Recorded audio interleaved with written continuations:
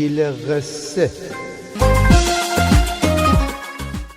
سلام زگنجه امی افت قصه نامیسه زردشاه گوزنو مهربانشی خواه ایتا جنگل خوش آب و هوا میان ایتا زردشاه گوزن خوب پیرمارم را به اتفاق خیلی زیادی از گل گوزنن و یه زندگی بودی.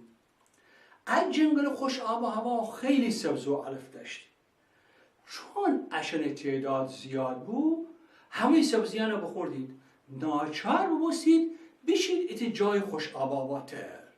خواه اشون زمان تا آقای فرسی چه اتفاقی اشن دکفه افت قصه میان تنیدی گوش بکنی.